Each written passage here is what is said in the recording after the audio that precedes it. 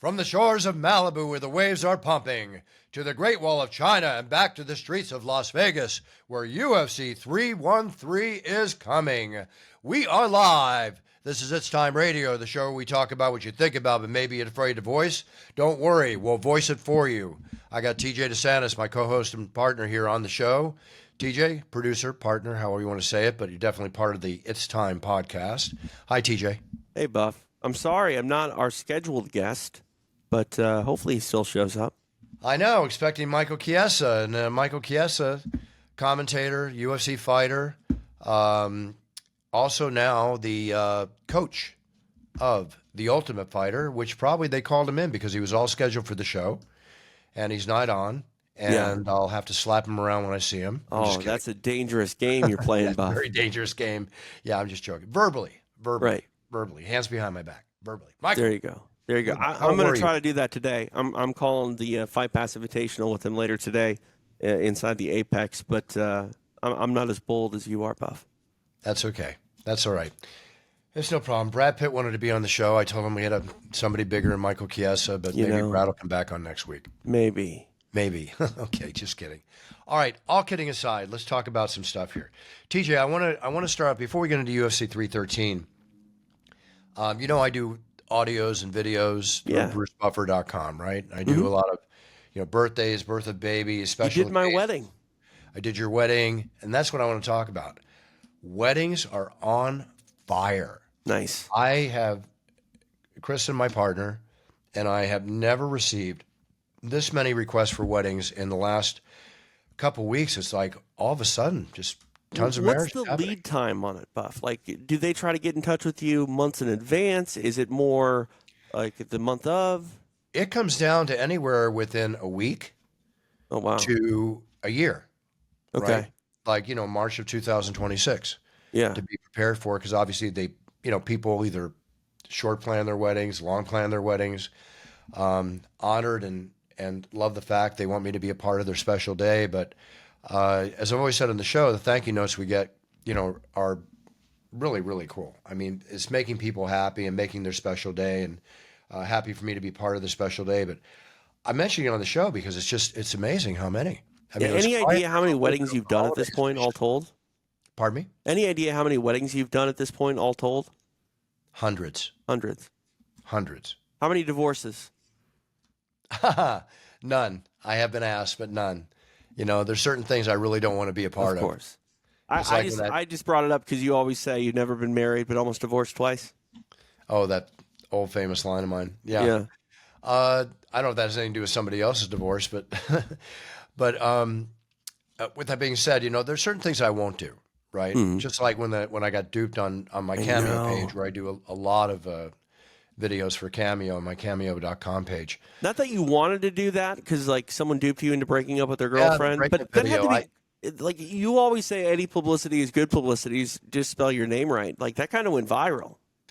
Yes, but any publicity that people write about you, but I am not going to generate publicity doing something like that. No, I get it. But I assume you had to make some good of a bad situation on that. Well, strangely enough, it went viral. It boosted up the whole process. I'm not particularly happy about the fact that that's what boosted it. But, what's done is done. And I've actually had the same person came back, requested it again, and I, denied it. Right. And I've had other requests from other people as a result of that want me to do that, but I won't do that. Yeah, no, I mean, that's not fun. You don't want to be the bearer of bad news because that's what they were doing. They were springing it on someone, which is just a mean thing to do. Oh, that's a mean thing to do. It's like, I remember reading about years ago that I think it was Sylvester Stallone who broke up with his longtime girlfriend or, I don't know, wife-to-be or whatever by fax or something. Really? Instead of calling. Sending a cease and desist?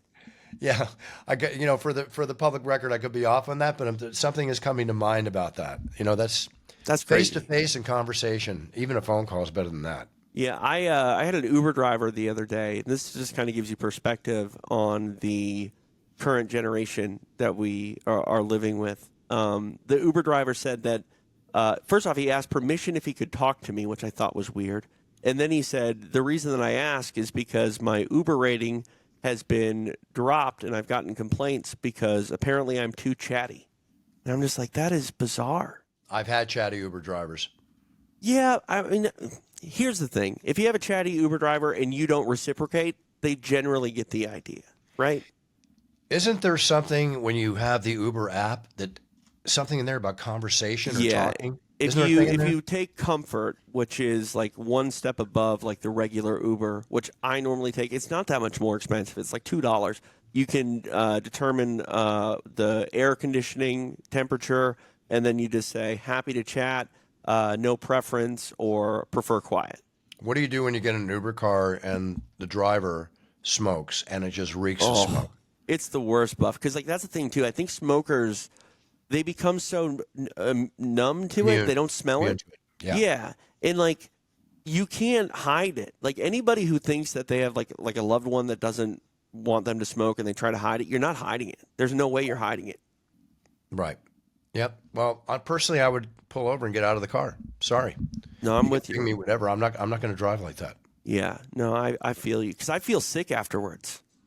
You know, you're speaking to Ubers. You've seen these. What do they call them? Wamus or whatever. Waymos. Yeah. Waymos. Yeah. One thing I just noticed is they're Jaguars. Yeah, they're nice cars. They're nice cars. How much does that car cost? Jeez. I think the model that they have is anywhere between $60,000 and $80,000. That's it. Yeah, it's a lot more affordable than you think, but it's not. I mean, it could be a Corolla, and it's not.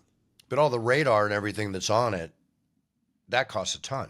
Yeah, I haven't. So they're only available in Los Angeles proper. I don't live in LA proper, so I haven't been in a situation where utilizing the service is one that makes sense. But I have seen some horror stories about them as well. One Waymo couldn't figure its way out of a parking lot, so somebody was just like, stuck in the parking lot. I'm sure it's just like Elon Musk's self-driving cars. Well, I have one of those, Buff. I have a Tesla, and it has full self-drive, and I utilize it a lot. But generally, when I'm in like bumper-to-bumper traffic, and I don't give it the freedom to sort of make a lot of decisions, right? But I have noticed for a long time you had to keep your hands on the wheel and apply a little bit of pressure to let the car know that you were paying attention.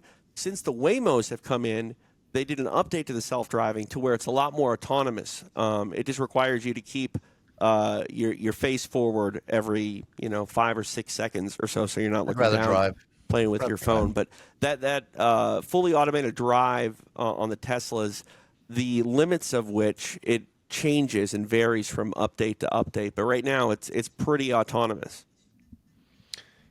Cool. I'd rather drive. I'll stick with driving. I feel you. I mean, like I said, I only use it when there's not a lot of driving required. Because, you're going 35 miles an hour at the fastest on the 405 or something like that. Yep. Then I'll throw it into auto drive, and it does a good job. Well, enjoy it. Enjoy it. I'm going to stick with my my Mercedes gas vehicle. I hear you. I mean, we could go down a rabbit hole on this, but my wife calls the fully automated drive, she calls it creative ways to die, because sometimes it gets a little swerving. All right, on that note, let's not scare people. Okay, I got it. I mean, they'll figure it out. I use it all the time.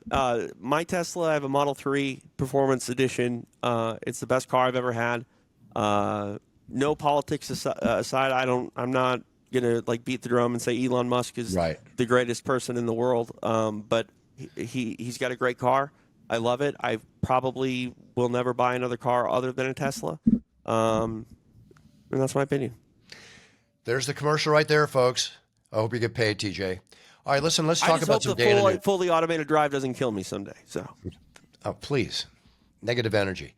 Let's talk about some Dana news. Dana is definitely, hopping and bopping. You follow him on Instagram. He's on his jet. He's going to New York. He's going here. He's 2 hours home. He's out again. I mean, kudos to him for his never-ending energy, never-ending creativeness, never-ending maverick business attitude and entrepreneurial spirit, and all he does for everybody and myself and the fighters and all in the UFC. So that being said, Dana's made the cover of Forbes. Big cover. He looks great on it. Kudos to him. Congratulations, Dana. Much deserved.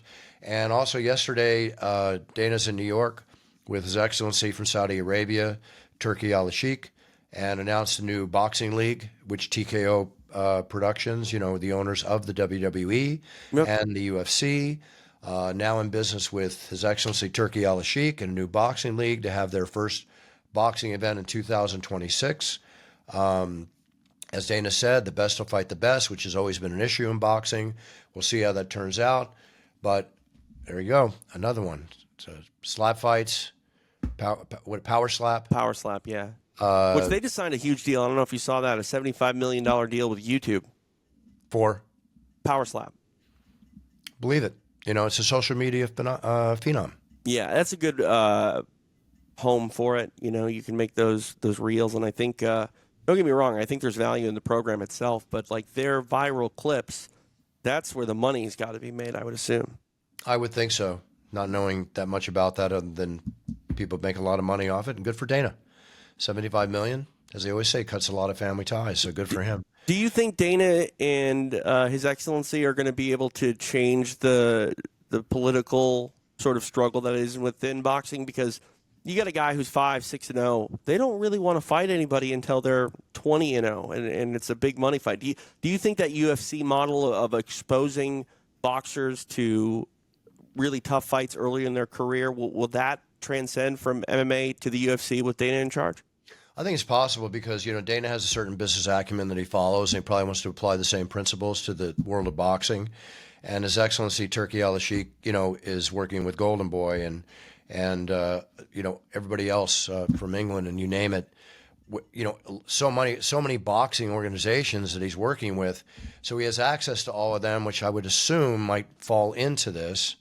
And we'll see how it all turns out. My brother, are we gonna see Dana and Oscar De La Hoya shake hands, Buff? I don't know. Oscar asked me one time to reach out to Dana and like to talk to him again. I remember this happened a couple years ago. And but listen, one thing about Oscar, he does that thing on Thursdays on Instagram or whatever. Yeah, yep. It's pretty funny when you watch it. Yeah, I think he's a more reasonable guy to deal with today than he was a few years ago. I mean, he was at the UFC's Sphere show. I mean, he's not, I wouldn't say they're friends, but he's opened the door to acknowledging the UFC in a positive light.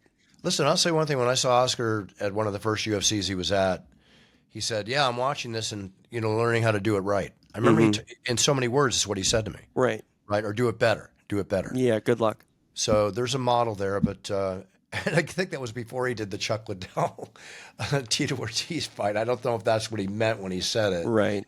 But, I've known Oscar for years. Oscar's Oscar. I have nothing bad to say about him. Dana certainly had issues with Oscar. And look, people that don't care for each other sometimes work together, and other times they just don't even want to work together. So right. The future remains to be seen. But His Excellency is putting out a lot of dollars in the boxing world. My brother, Michael Buffer, announces many of his events. He's in New York this week doing 2 press conferences for him alongside. He didn't have anything to do with the press conference with Dana, but there's other press conferences. And he's constantly pushing forward the sport of boxing as well. His entrance into MMA, working with Dana, in the Saudi Arabia shows, and all that he had to do with the Sphere. His work with the Sphere. And thank God he was involved with the Sphere, because it was a very, very expensive show. Not that Dana wouldn't have covered it, but it was a very expensive show. You think they're going to do it again? I still think they're going to do it again. I know Dana said it was one and done, but he said one and done. But you know what? You never know. And given the right situation, we'll see. But it is, it was a major, not a production nightmare. I think it started out to be that, but in the end, they did a beautiful job. Yeah. And but it's very, very expensive. Yeah. I was actually really impressed with how good the UFC looked at the Intuit Dome not long ago. Looks like Michael Chiesa is going to jump on here in a second, so I'm excited. But the Intuit Dome did a wonderful job at utilizing some visual aesthetics that they don't normally have in other arenas. And I think that came off really well from the UFC's production standpoint because they had that experience with the Sphere.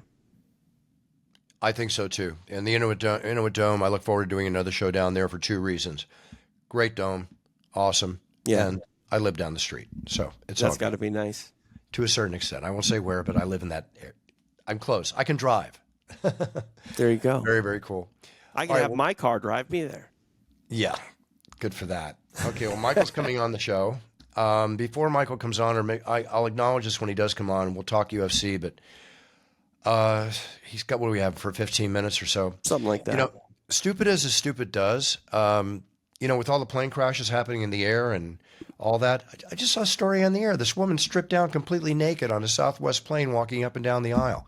Yeah. It's one thing to streak, but where are you going to go in a plane? You're walking up and down the aisle. Where are you going to go? Yeah, you're not going to be D.B. Cooper and jump out the back. There's been some strange stories, and last week, tragically so, these people had to fly for whatever, 2 hours, 3 hours, and there was a person that died, right next to him. There's just so many things happening. I mean, here's the thing. I actually don't think there's any more air accidents than normal. There's like 1.6 air accidents each day in this country. What has been abnormal is that we've had a couple involving commuter jets, which we don't have. We don't normally get. And as a result, it makes it seem a lot worse. I've had this conversation with various people. Yeah. I saw an article. Yes. Are there a few more? Yes. But, if you look at the statistics last year, they were very close. A lot of them involving private aircraft that don't get publicized in the media. It's still the safest way to travel. Right. And tragically, what's happening is happening. And what was really tragic that just took place, if you want to talk about an air situation, a South Korean fighter jet, right, was on a training mission. It accidentally bombed homes in South Korea, injuring 15 civilians. I saw a video of it this morning. How does that happen? I don't know. Can you imagine that? No. On a training session and then plants its bombs in a private area? I mean, I wouldn't think you would be doing active bomb runs, even in training, anywhere near civilization. But I wouldn't think so either. We have the benefit, though. I mean, I'm in Las Vegas right now. We have the benefit of having a lot of barren land in this part of the country. So you can go out and there's, that option. You've had nuclear testing out there. Okay? Right. South Korea might not have the same sort of, luxuries that we do. Oh, there he is. I was going to say that I thought I was the most handsome guy on the show, but I guess that goes down the drain right now that we got Chiesa on. How do you feel? How do you think I feel, Buff? I went from second most handsome to third. Somehow I'm probably fourth most handsome at this point. Well, you certainly got the least amount of hair out of all of us. Chiesa's going to win that one. That's true. What's up, guys? I mean, look Michael, look at Mike in his tough gear. Are you on the scene right now? Yeah, I'm on the scene. Sorry, we. Wait a second, Michael. Before you go anywhere, hold on. One of our usual things. And now, presenting the UFC fight contender, Michael Maverick Chiesa. Headbutt. Buff, what's up, dog? Man, what's up, guys? Yeah, sorry I'm late. We're filming tough right now, and we had some things kind of pop up at practice. I can't say what they are. I got to keep you guys, you got to tune in. So, but yeah, that's why I'm late. But it's good to be talking to you guys. Hey, Michael, with you on the show, and who's the other coach? It's Daniel Cormier. I'm on Daniel Cormier's coaching staff, and then the other team is Chael's team, Chael Sonnen. Chael Sonnen. Okay, so it's not about two coaches fighting each other at the end of the season or anything. No, but I mean, hypothetically, there could potentially be a Colby Covington fight down the line because he's on Chael's coaching staff. There we go. I know some of the higher ups like it. There's some people that don't, but we'll see what happens. But that's not my focus right now. My focus is solely on coaching this team and doing everything I can to give them the best opportunity to win this show. But yeah, so we'll see what happens down the line. That's cool. It's wow, Chael Sonnen and Colby Covington. Yeah, there's going to be a lot of talking going on. A lot of talking. Yeah, man, the fights have been so good so far. The talent pool on this season is incredible. We got flyweights and welterweights, and I've been saying it for a long time. Ever since the flyweights got reintroduced to the UFC, it's been one of the hottest weight classes, and the talent on this season in both weight classes is very, very good. But flyweight is we got some really good fighters this season, man. So it's gonna be a treat for all the fans. So can't wait to see how the rest of these fights shake out. Yeah, I like the way the flyweights go at it. On UFC 313 this weekend, we've got a flyweight fight between Joshua Van and Ray Tesora. And that's actually going to be a pretty good go. I know we have you for like 15 minutes here, Mike. Take me for as long as you want, Buff. I'm here for you guys. All right, you got it. I only got like 15 minutes left, Buff. So hey, that's all right. We can do it. Michael and I can handle this together. It's all good. Yeah. I'm the one who hits record and stop, though. So. All right. Well, here I'm going to let's talk about the main event for a second. Not a second, but a minute. We got Alex Pereira Magomed Ankalaev rather, going at it now. This is going to be a really good fight. Do you see this as? Do you think Magomed is going to get him on the ground, It's hard to which say, would be a true because test? we've seen Magomed as of late, like really not use too much wrestling. In the Jan Blachowicz fight, after he got his leg absolutely butchered, really started to kind of lean on the wrestling, if I remember correctly. But he fights very well from that southpaw stance. He's got really good fundamentals, and fighting from southpaw is going to kind of make it harder for Alex to get to that calf kick, which is one of his better weapons. So it's going to be pretty interesting. But there's just something about Alex that tells me that he's going to be prepared for whatever Magomed brings into the octagon. I mean, when you got a guy in Glover Teixeira in your camp that, yeah, maybe he doesn't have the Dagestan style of wrestling, but Glover Teixeira historically was a grappling heavy type of fighter. So that's a great partner to have going into this fight. Right. So it's going to be really interesting to see how things shake out. Obviously, wrestling is going to be the equalizer. So will Magomed get to his wrestling?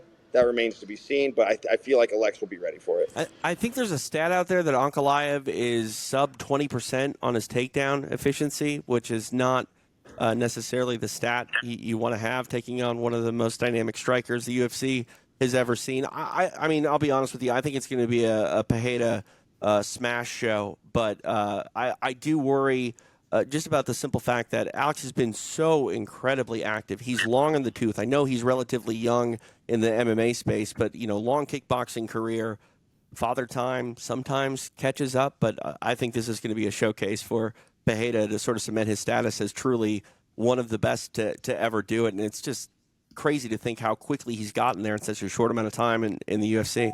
Yeah, and the thing too is like with Father Time. It's funny you mentioned that guy. He still remains undefeated. The only person in the MMA space that is undefeated is Father Time. But when you have this long career and you're getting into those twilight years of your career, you're getting north of 35, 38, 30, 39, 40. Start getting up into those numbers, and while you're still climbing, your descent becomes a lot faster and a lot sharper. Right. So that is one of those things when you're battling Father Time.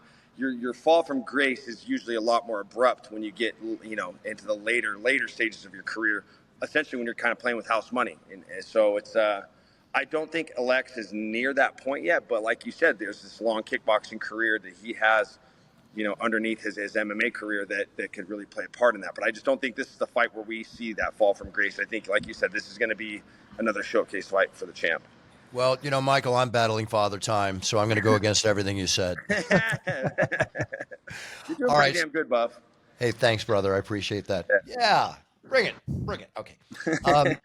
So, listen, here's the thing, guys. I want your opinion, and this isn't a Buffer does, do a 360 1-year campaign for me to, jump up and spin 360 degrees in the air like I did for UFC 100 and Brock Lesnar at the Frank Mir fight he had.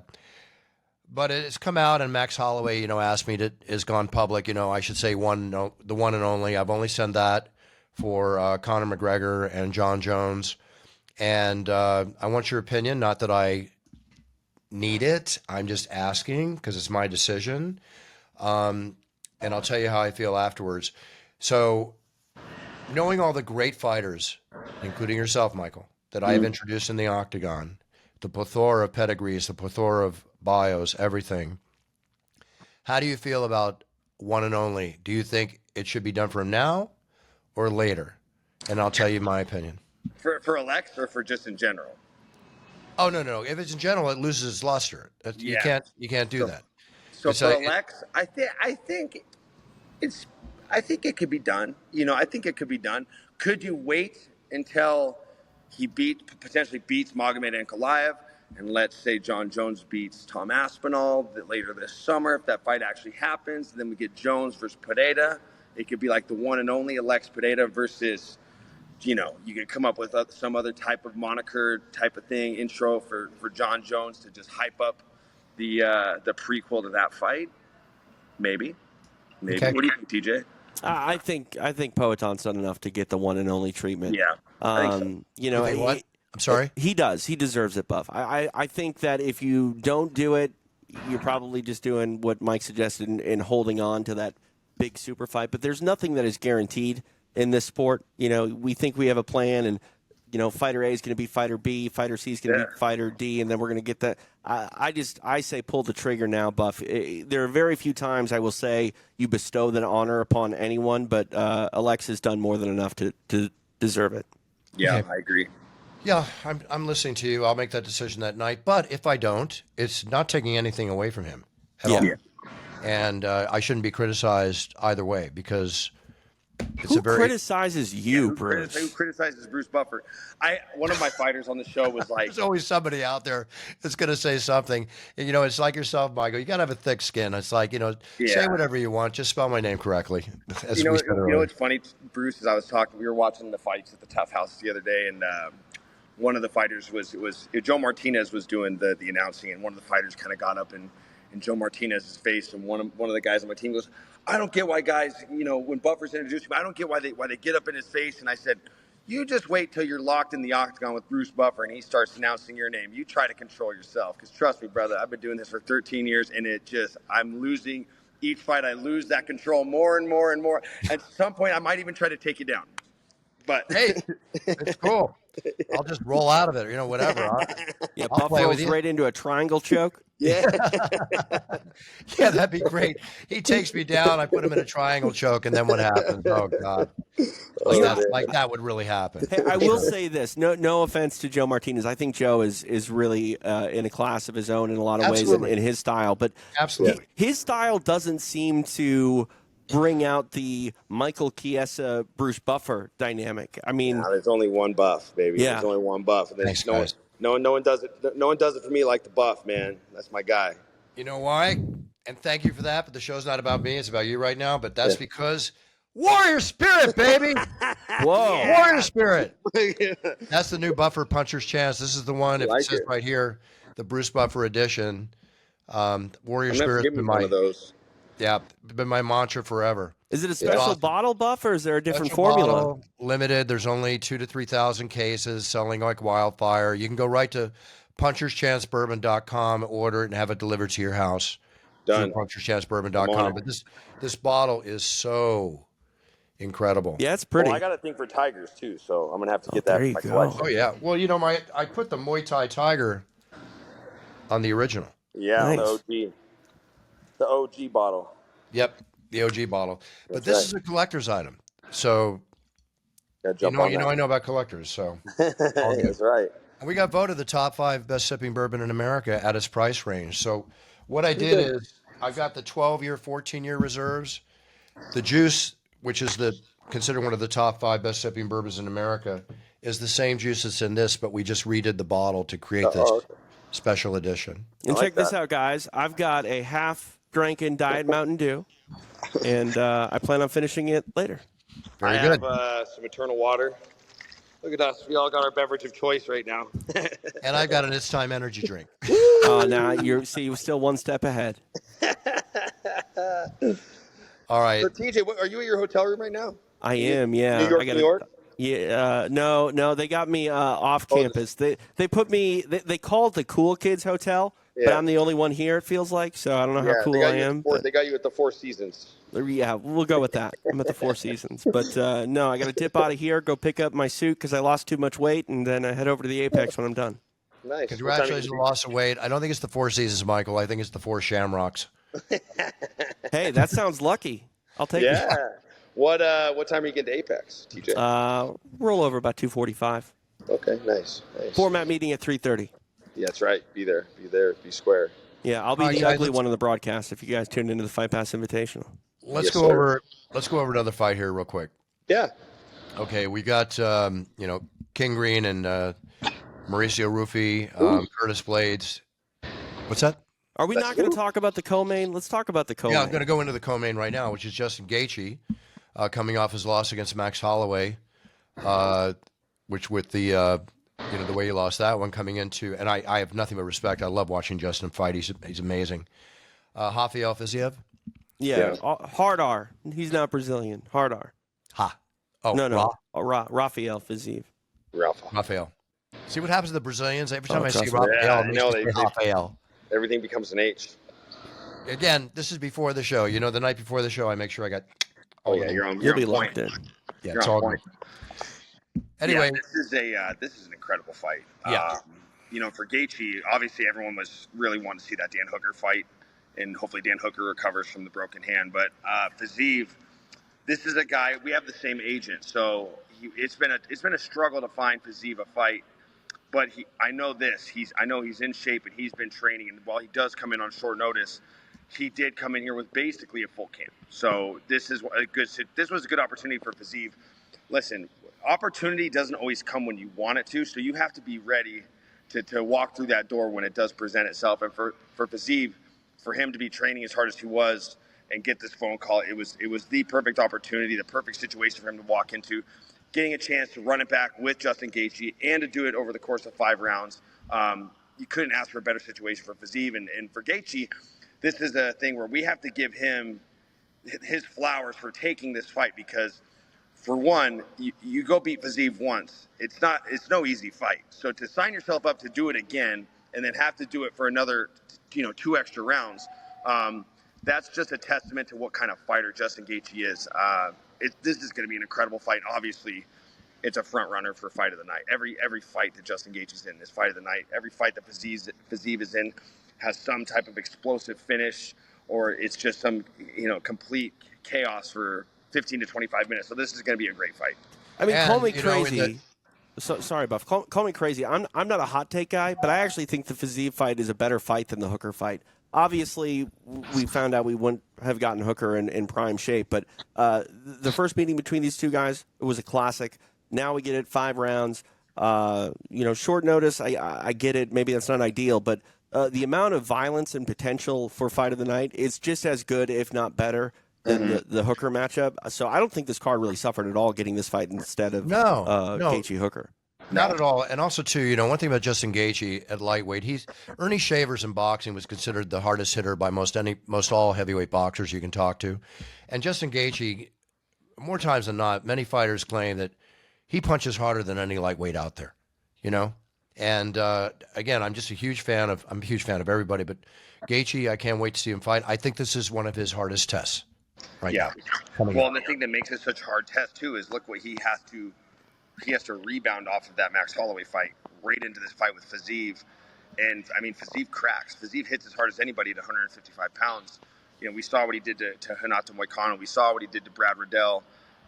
This is a very explosive striker, and this is a huge dice roll.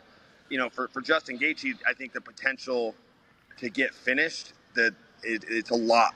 It's a lot higher with Fiziev than it would be with Dan Hooker. So this is a big gamble for Justin Gaethje to go in there and beat a guy.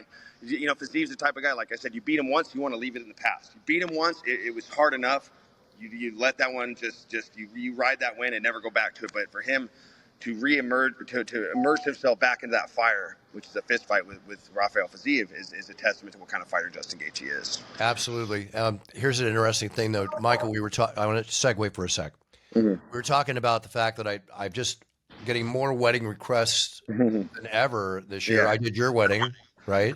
Yeah. And TJ's, and just as I'm talking, another came in, and TJ asked me what the time zone is.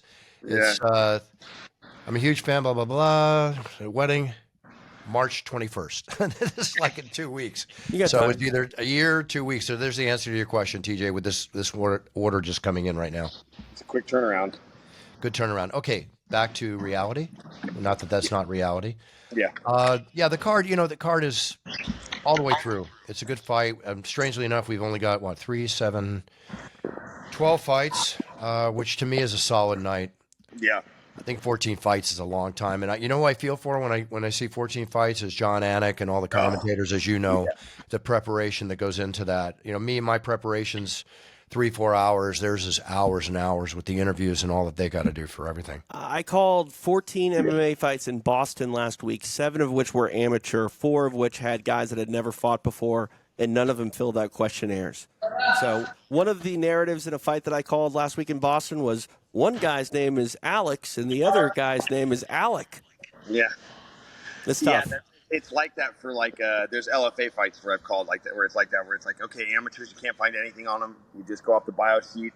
And then you got guys that are pros and you can't find any of their footage anywhere. And you just kind of got to roll the dice and just invest all the time and energy you can into the marquee fighters. And, Yeah, even just for a desk show, I'd say I keep all my notes for every fighter I've ever called fights for. That's Anybody I've ever smart. booked a desk for. It's I'd say it's about an hour per fighter. Like I'd say I Yeah. put it it's An an hour hour per per fighter? fighter, unless if it's someone I've never worked before.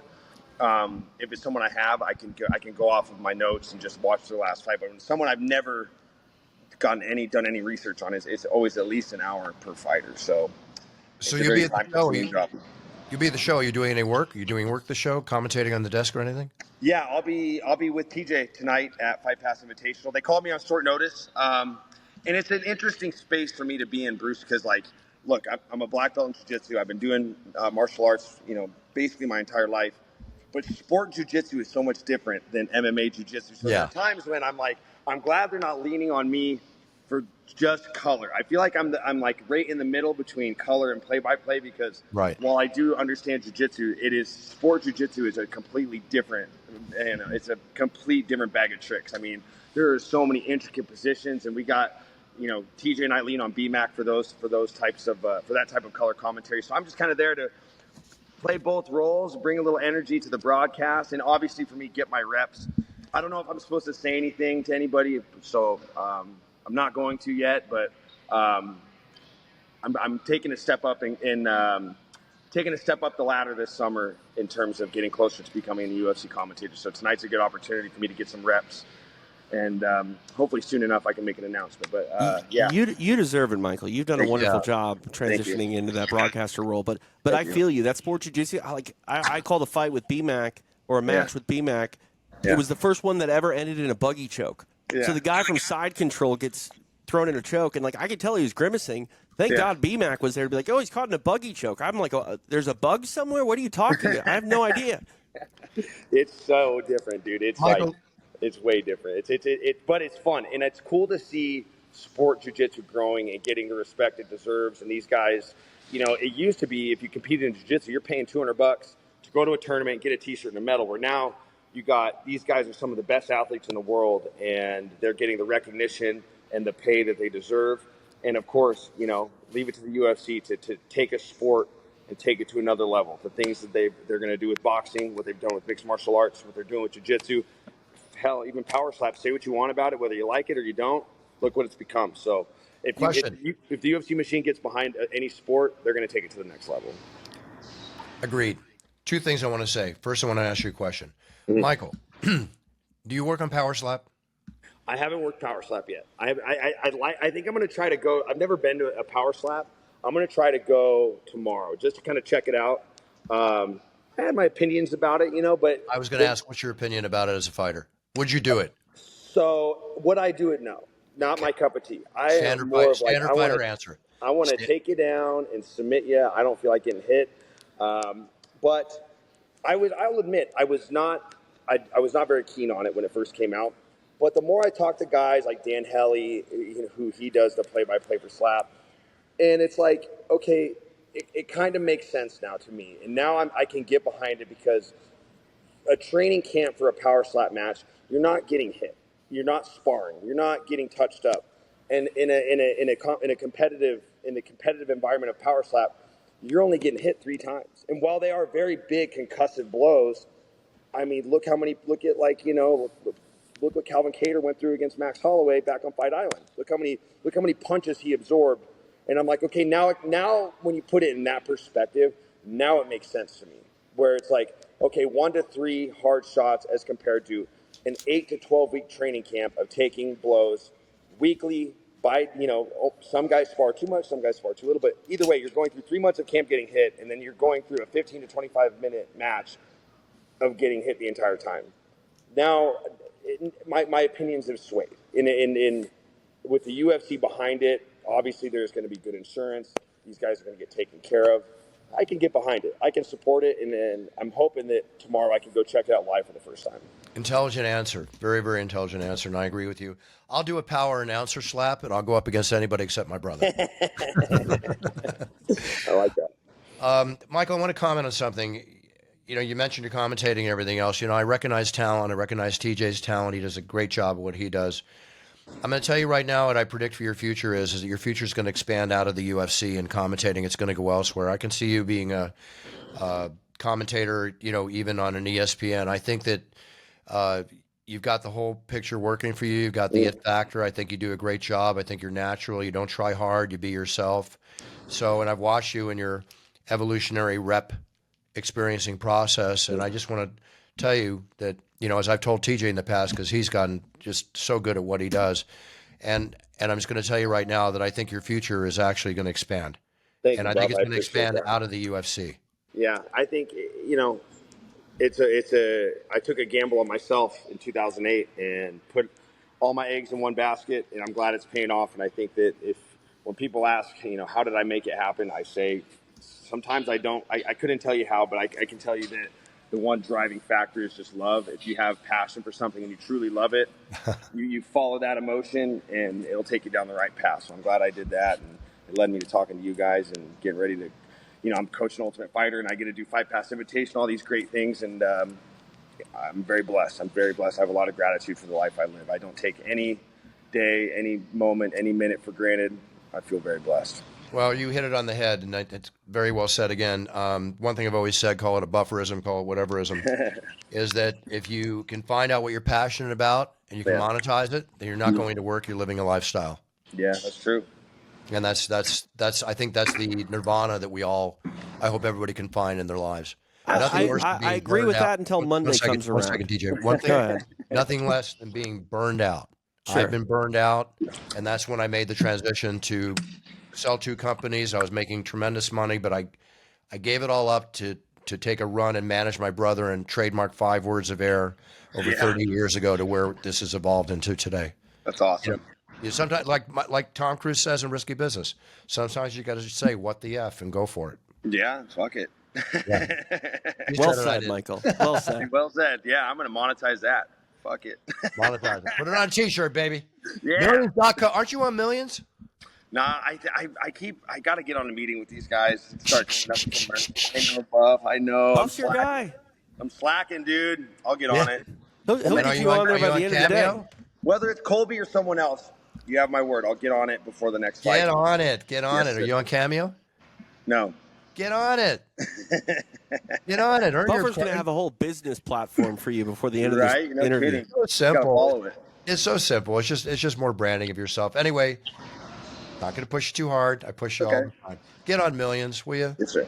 It doesn't cost you a dime. All you got to do is promote it. You got it. No matter what they do for you, if you don't tell people it's out there, nobody's going to know it's out there. That's true. That makes you make a good point. Ask for the sale, Michael. Yes, Don't sir. wait for things to happen. Make them happen. Yeah. All right, the level of testosterone is going to get us popped here. So It's let's- going. Okay, a couple quick notes. LeBron James became the first player in NBA history to score 50,000 career points.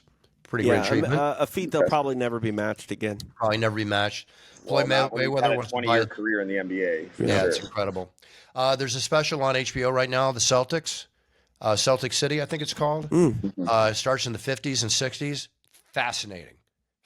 Highly recommend people watch it. I'm a big Knicks fan, so I don't know how I feel about that. Yeah. Well, they do a real thing with, that was Will Chamberlain. They had him on because he was the 76ers. Yeah, well, you know what? It's Take nostalgia. my microphone off, guys. You're Sorry. trying to show us your six-pack? Here, I'll show you mine. Here we go. Thank you. All right, we got to wrap up, Buff. Yeah, we got to wrap up. Floyd Mayweather's going to buy a stake in the New York Giants, they say. Well, good for you, Floyd. Yeah, have fun One with thing that. to do. Yeah, have fun with that. You got a while to be sitting in the playoffs of the Super Bowl. With Yeah, all, million dollar dumpster fire. Sure. That's okay. He's got the money. All Yeah, right. that's true. All kidding aside, good luck to the New York Giants. Good luck to Floyd Mayweather. More importantly, Michael Chiesa. Good luck to you on The Ultimate Fighter. Good luck Thank to you you, next sir. time we share the octagon together. By the way, Yes, when's sir. that going to happen? We'll see. It just depends on this Colby Covington situation. If it doesn't happen, I'm going to try to get in there in the spring. If that happens, it'll be this summer. Either way, I'm getting ready, and I'll be ready for all comers. So we'll see what happens. Okay. Marriage good? Yes, sir. Wife's on her way here now. Any? Do you have children or No expecting? children. This is my child. My MMA career is my child. Ah, okay. Never say never. Yeah, I won't. Okay, Michael, anything you want to share with us before you go? No, just want to say, hey, guys, tune into The Ultimate Fighter. We got a great season coming up. We got the semifinals next week. I think it's going to air, I think, May or June. Tune in. The talent is through the roof. The fights are good. We got 2 great coaches, and you guys are in for a treat. So make sure to tune in to The Ultimate Fighter. Fantastic. TJ? Check out the Fight Pass Invitational. As people get this, it probably already happened. So it's available on demand anytime on UFC Fight Pass. You can tune in for me, which you probably won't do. But tune in for Michael Chiesa. He's going to be there along with BMAC, and you're going to see some of the best grapplers in the world take the mat and showcase their talents. All right. Yeah, buddy. All right, see you, boys. All right, Michael, take care. Bye, Bruce. See you, Cheers. TJ. All right, everybody. Michael Chiesa, always a pleasure to have him on the show. Great friend of the show. TJ, thank you. Another week gone by, another week to come. I'll see everybody from the Octagon to UFC 313 from the T-Mobile Arena in Las Vegas. Going to be a very exciting night of fights. Want to thank everybody again for all your orders for audios and videos coming into brucebuffer.com, your cameos. I love doing them, and we'll continue to do them. What was the other thing I was going to mention? I guess we'll just do that. We'll just leave it at that. Perfect. Okay. And with that being said, set your goals, write them down. When you step on that yellow brick road to your future, make sure you're doing the best you can be, because if you're number 1, number 2, 10th or whatever, champion of the world, doesn't matter. If you're the best and perform at your best, then you're winning. And that's what we're all about in It's Time Radio. Stay positive, be a role model to your sphere of influence, and please think positive energy for this entire world. Cheers, everybody.